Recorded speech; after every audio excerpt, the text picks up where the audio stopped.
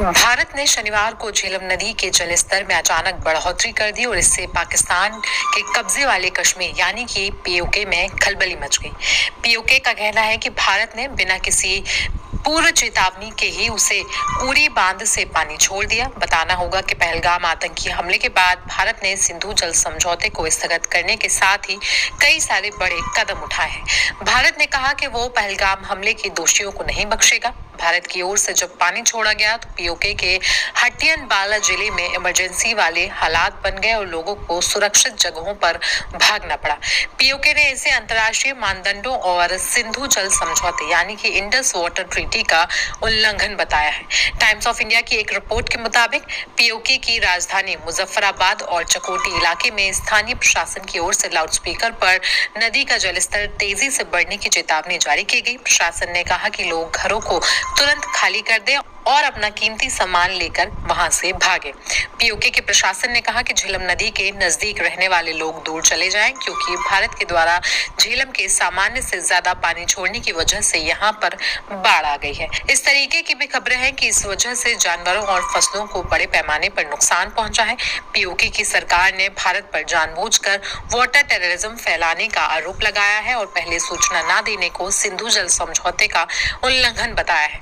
इस समझौते के मुताबिक पानी छोड़ने के बारे में दोनों ही देशों को पहले जानकारी देनी होगी। पीओके के प्रशासन का कहना है कि भारत के द्वारा पानी छोड़े जाने की वजह से बड़ी मुसीबत खड़ी हो गई है और भारत की ओर से अब इस मामले में कोई भी जवाब फिलहाल नहीं आया है। आपको बता दें कि 22 अप्रैल 2025 को पहलगाम में एक बड़ा आतंकी हमला हुआ था जिसमें अब तक 26 से ज्यादा लोगों के मारे जाने की खबर है, जिसके बाद ही भारत सरकार ने कई सारे सख्त कदम उठाए थे और पाकिस्तान के खिलाफ आतंकवाद से लड़ने की कसम भी खाई थी।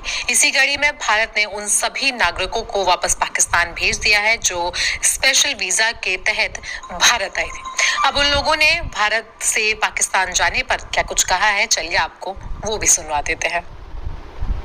पहले धर्म ये लोग तो हिंदू मुस्लिम और बाद में पहले तो इंसान है ना, किसी के साथ ऐसा करना अच्छा नहीं है, बहुत गलत हुआ। लोग कहते हैं हम इस्लाम के लिए कर रहे हैं, वो गलत कर रहा, उन्होंने गलत किया, बिल्कुल गलत किया है। हम तो इसके खिलाफ हैं। गलत तो गलत है भाई। क्या नुकसान हुआ ऐसी हरकत करने भाई? उनको कुछ नहीं हुआ, जिनके मरे उनसे पूछो उनका कितना बड़ा नुकसान हुआ। और दूसरा, इसकी वजह से सबको तकलीफ हो गई। अब जो बेचारे यहाँ आए थे वो भी परेशान है और जो वहाँ से वापसी आ रहे हैं, जो यहाँ से गए थे घूमने, वो भी परेशान है। अगर रिश्तों में फर्क पड़ गया, बहुत फर्क पड़ गया जी, बहुत ज्यादा, बहुत मुश्किल से थोड़ा प्रेम बढ़ा, बहुत गलत हुआ है ये, बहुत गलत हुआ, होना ही नहीं चाहिए था। कितना नुकसान होगा इससे? बहुत नुकसान होगा, इंसानियत का नुकसान हो गया। इससे तो बड़ा नुकसान क्या होना है, जो इंसानियत का नुकसान। ये वही की तस्वीरें हैं। वो आतंकियों को पैसा देते हैं, हम सैटेलाइट पर पैसा खर्च करते हैं। ये फर्क है भारत और पाकिस्तान में। ये देखिए जरा इस वक्त की बड़ी खबर, ये आपके सामने। बड़ी आतंकियों को पैसा देते हैं, हम सैटेलाइट पर पैसा खर्च करते हैं। ये फर्क है भारत और पाकिस्तान में। ये देखिए जरा इस वक्त की बड़ी खबर, ये आपके सामने बड़ी खबर में दिखा रहा हूँ। पाकिस्तानी मीडिया का बड़ा दावा, भारत ने अचानक से झेलम नदी में पानी छोड़ा। पाकिस्तानी मीडिया ने कहा है झेलम नदी में पानी छोड़े जाने से बाढ़ जैसे हालात है। पाकिस्तान ने यह कहा है। इस वक्त की बड़ी खबर, सुमित, ये हमसे लड़ेंगे टैक्टिकल वॉरफेयर।